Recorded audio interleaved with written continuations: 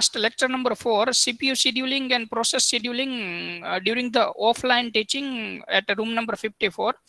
We have discussed the parameters of process: arrival time, burst time, completion time, turnaround time, waiting time, and response time. Then after we have discussed the CPU scheduling, who did the CPU scheduling, where actually CPU scheduling is occur, and when CPU scheduling is occur. So these are the last topic we have discussed. Have you any query regarding to the previous lecture? Would you like to ask anything from last lecture? Hope you are getting very well. Now we can start the lecture number 5. So we are learning the first come first serve scheduling, and the criteria we will follow, that is arrival time, and mode of algorithm is non-preemptive. We have discussed two types of algorithm, preemptive and non-preemptive, during the state transition diagram. First thing, just understand the meaning of preemptive. Then after we will look the meaning of non-preemptive. We have already explained it during that state transition diagram, but again here I am repeating the meaning of preemptive. Preemptive means we can stop it. Get it? So here we are understanding in terms of process. So it means if process is preemptive, it means we can stop the process in between the execution. Suppose process P1 is in execution. So before P1 completed execution, in between the execution of P1, we can stop the process P1. That is preemptive process. In terms of non-preemptive, suppose any process is in execution, so we are not able to stop that process in between the execution. That is the meaning of non-preemptive. Suppose we want to start process P2, so till the completion of execution of process P1, we have to wait and watch. Whenever process P1 will completely execute, then and then we can start the another process. That is the meaning of non-preemptive. Is it clear now, the meaning of preemptive and non-preemptive? Yes, sir. Yes. Okay, good. Now let's see the first example. Here we have a 5 number of processes: P1, P2, P3, P4, and P5. Another thing, here we have an arrival time of all the 5 processes. Arrival time of process P1 is 0. And another thing, we have a burst time. It means how much time actually required to complete the process P1. Suppose we want to completely execute process P1, so it will require 4 number of time units. Is it clear, the meaning of arrival time and burst time? Process P1 was arrived at time unit 0, and for completion of complete the execution of process P1, it will require the 4 time units. So that is the burst time. So for the every number of 5 processes, we have a arrival time and burst time. Get it? Am I audible? Yes, sir. Okay. So Sir. just whenever I am explaining, just answer the parallelly. So there is no need to check the network from my side. Let's see here our old data table that is given us into the data. Now we are making the new data table from the our calculation. So we will parallelly note down the completion time and turnaround time and waiting time in this table, and we will draw the Gantt chart. Actually, we want to find the average turnaround time and average waiting time. What we want to find out? Average turnaround time and average waiting time. So let's see. We are going to start the drawing Gantt chart. So first, put the process number P1 into the table. Why? Because process P1 arrived first at arrival time 0. We will start drawing the Gantt chart from time unit 0 to up to infinite, whatever the data is given. Like data is given up to the 10 time units. So we will draw the Gantt chart from time unit 0 to 10. Get it? So first, we are putting the process number P1 into the table, because arrival time of process P1 is 0. Now let drawing the Gantt chart from time unit 0. Hope this 0 is visible to you. I am pointing with the red marks. Is it visible? Yes, sir. Let's start drawing the Gantt chart. So here I am putting the one time unit of process P1. Is it visible? Yes, sir. Okay. So here I am putting the process P1. It means process P1 start their execution from the time unit 0, because process P1 was arrived at time unit 0. So at a time unit 0, process P1 start their execution. Now, how much time process P1 required to complete entire execution? Here that is given into the burst time. How many time units require? 4. Okay. So here I am putting the burst time into the table. 4 time units required to the completion of process P1. So process P1 completely got the execution, because we are following the non-preemptive mode. So no one will stop the process P1 till the process P1 will completely executed. So at which time process P1 complete their execution? 4 or 5. 4. Process P1 will complete their execution at time unit 4, because 4 time units require. First one 0 to 1, 1 to 3, 2 to 3, and 3 to 4. Within 4 time units, process P1 will complete their execution. So what will be the completion time for the process P1? 4. 4. So this completion time we will note down at here. Get it? Now, at a time unit 4, how many process arrived? Arrival time. If you will check the arrival time of 4. So during the arrival time of 4, how many new processes were arrived into the ready state? 0. Why? 4, sir. 4. Which?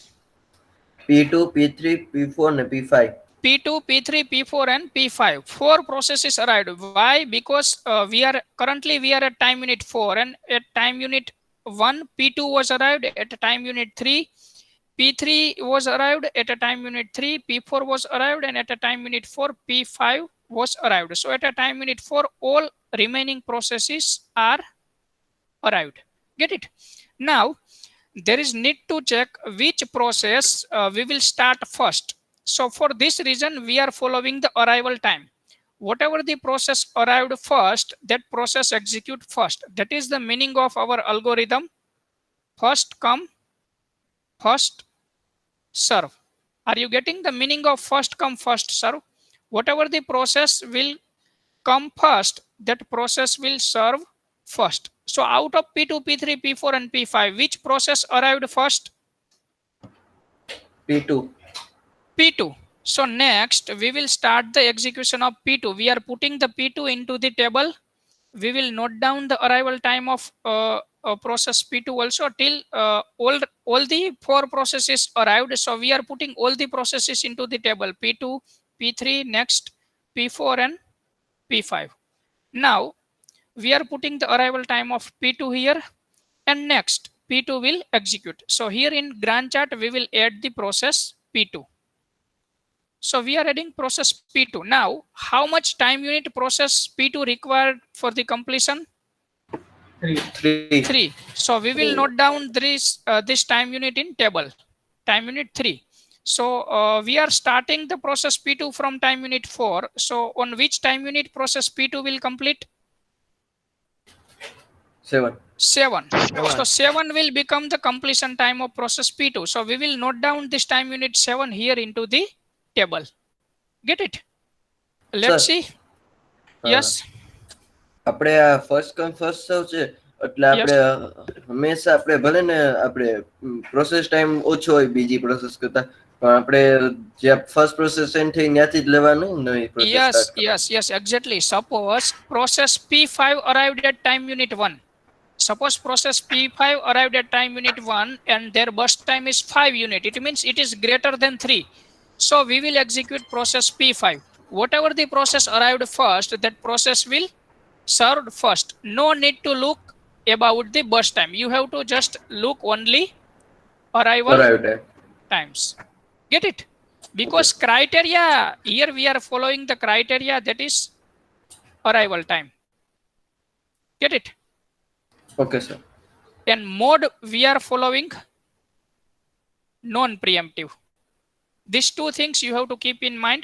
Criteria is arrival time, and mode is non-preemptive. Is it clear? Yes. Okay. Now let's see about the remaining processes at a time unit 7. All the process were arrived P3, P4 and P5. So out of P3, P4 and P5, just compare these three process and look which process arrived first. P3.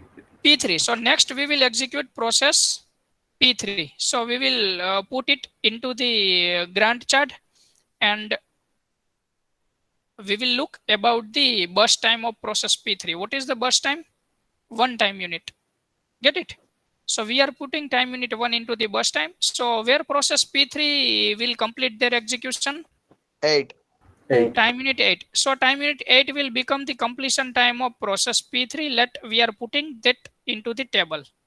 Now only process P4 and P5 remaining. So out of P4 and P5, which process arrived first? P4. P4. So next we will execute here process P4. Get it? And we will look about the burst time of process P4. So note down here the burst time, that is 2 time unit. So where P4 will complete their execution, P4 is starting from 8 and 2 time units required. So P4 will complete at time unit 10. 10. Good. So time unit 10 will become the completion time for process P4. Now only last process remain P5. So no need to look about the table. Only one process is remain. So definitely process P5 will start their execution. So burst time required for process P5, that is 5 time unit, and P5 started their execution at time unit 10. So definitely P5 complete their execution at time unit 15. So in terms of table, we will note down the completion time of process P5. So all the process P1, P2, P3, P4 and P5 executed, and we have note down the completion time for all the process. Now what you want to actually find, average turnaround time and average waiting time. So for finding the average, first we will find the turnaround time and waiting time for the individual process. For process P1, we will find turnaround time. So equation of turnaround time is completion time minus arrival time. So what is the completion time for process P1?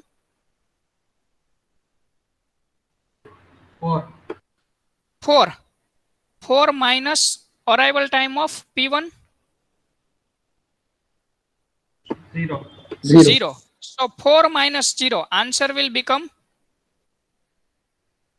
4. 4. 4. Okay. For the process P2, completion time is 7. 7. Arrival time is 1. 1. 7 minus 1, we will get the 6. answer 6. 6. Same for the P3, 8 minus 2, 2. 6. 10 minus 3. 3, 7. 15 minus 4, 11. 11. Now waiting time, turnaround time minus burst time. Get it? Turnaround time for process P1 is 4. 4 and burst time is 4. 4 minus 4, 0. Now 0. let's see why waiting time is 0. Here process, just mute your voice from your side. I am getting the disturbance. So at process P1 arrived at 0. Process P1 arrived at 0 and also start their execution at 0. So there is no waiting time. Arrived at 0 and started execution at 0. So that's why waiting time is 0. Now look at for process P2. Equation is turnaround time minus arrival time. Sorry, turnaround time minus burst time. So 6 minus 3. 6 minus 3. It will become, what will be the answer? 3. 3. 3. So let's see where process P2 arrived. Process P2 arrived at 1. Process P2 arrived at 1. And where process P2 started their execution? 4. 4. Started execution at 4 and arrived at 1. So if you will subtract 4 minus 1, so again you will get a 3. So you can check your answer is right or wrong from from the Gantt chart. Get it? So if you are getting both the digits same, so your calculation is right. Are you getting Yes, or not? sir. Yes, sir. Okay. For the process P3, 6 minus 1, it will become 5. Now let's see, check where process P3 arrived. Process P3 arrived at 2 and started execution at 7. So 7 minus 2, again you will get a 5. So your answer is right. Same thing for the 7 minus 2, you will get 5, and 11 minus 5, you will get 6. So is it clear how we are finding individual turnaround time and waiting time? Is it Yes, okay? sir. Yes. Okay, let's see. Yes, we are sir. going to find out the average turnaround time. For finding the average, you have to make the summation of all digits. There is need to make summation of all digits. So you have to do the 4 plus 6 plus 6 plus 7 plus 11. Now 28. we will divide it by the number of processes. How many processes are here? 1, 2, 3, 4, and 5. So we'll divide it by the 5. So what will be the total of these all digits? 4 plus 6 plus 6 plus 7 plus 11. What will be the total? 34. 34. 34 divided by 5. So you will get 6.8. If you will make 34 divided by 5. So you will get 6.8. Same thing for the waiting time. Average waiting time will be 0 plus 3 plus 5 plus 5 plus 6 divided by 5. So here you will get 19. Here you will get 19. And if you will make 19 divided by 5, so you will get 3.8. So hope now you are able to find out the average turnaround time and average waiting time. Is it clear? Yes, sir. So now we have two more examples, P1, P2, and P3 for the three processes for example number 2 and 3. So now are you able to calculate by drawing the Gantt chart, and are you able to find out the individual turnaround time and waiting time? And after calculating the individual turnaround time and waiting time, are you able to find out the average turnaround time and waiting time? Yes, sir. Okay, so start working. અત્યારે Yes, yes.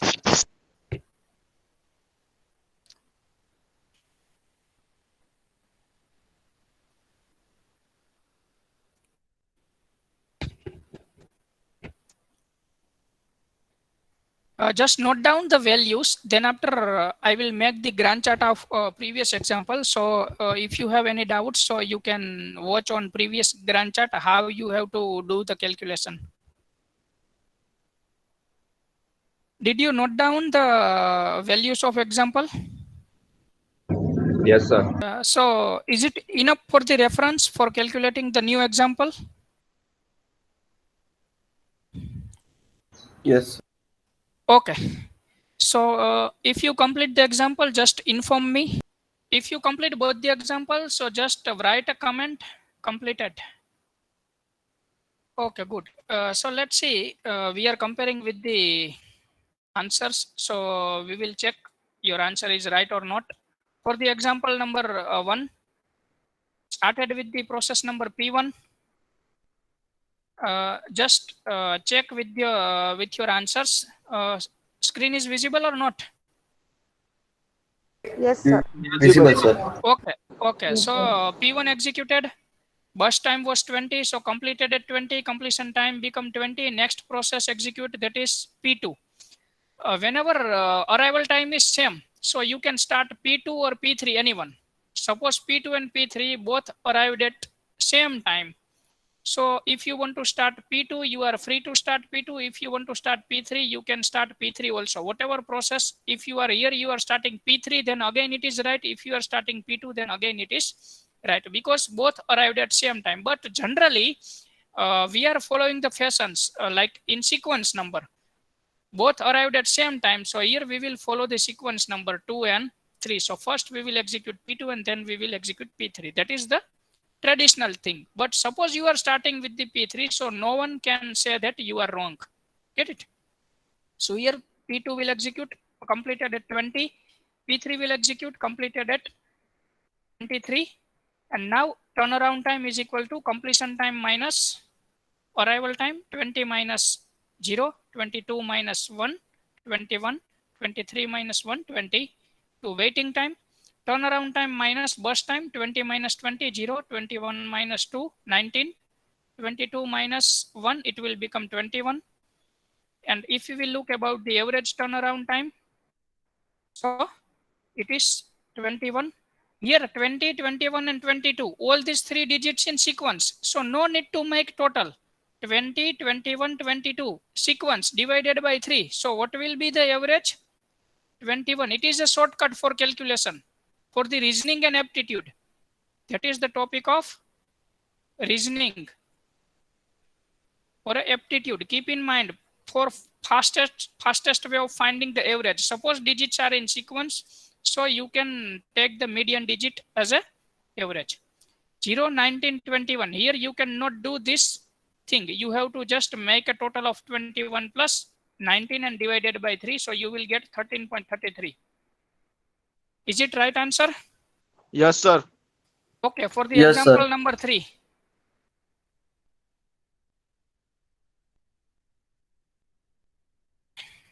For the example number 3, that is the average turnaround time is 9 and average waiting time is 1.33. Clear? Yes, sir. So what will be the average waiting time of previous example, example number 2? 13.33. 13.33 and here 1.33. So that is the wide difference. Processes are same, P1, P2, P3. If you will look into the data, just go to the data table. Sir, bus time same છે બેયનો એટલે.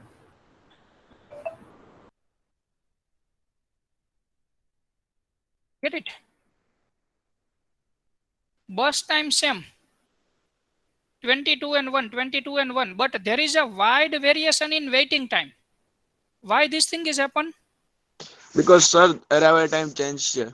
Arrival time change. Here, in terms of process P1, larger process arrived first. Larger process arrived first. Here, smaller process arrived first. Get it? Here, larger process arrived first. So P2 have to wait till the 20 time units. Are you getting? Actually, P2 require only 2 time unit. But whenever P2 arrived, at that time P1 was in execution. So here P2 have to placed into the ready queue. Get it? So P2 was in waiting state till the completion of process P1. So P2 get larger waiting time. Same thing here, P3 get larger waiting time. But here situation is reverse. P2 and P3 arrived first and completed their execution within 2 and 1 time minutes. So no need to require more waiting time but P1. P1 just have to wait within 2 plus 3 time minutes. After the waiting 3 time minutes, P1 get a CPU and P1 complete their execution. So that's why in this case, example number 3, waiting time is very less. And here waiting time is very high. This thing is known as a convey effect. This thing is known as a convey effect. Let's see.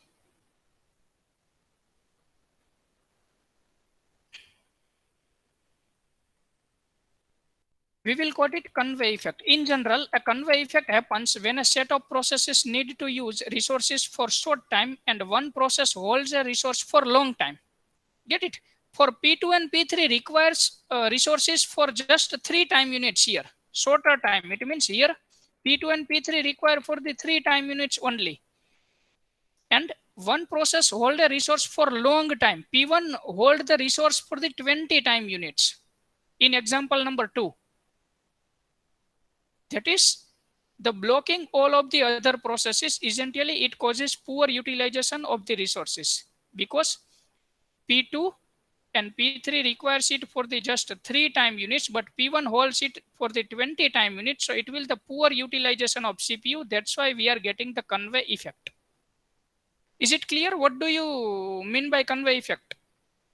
Or any query regarding to the convey effect? Sorry, No, એક sir. વાર પાછું સચ Okay.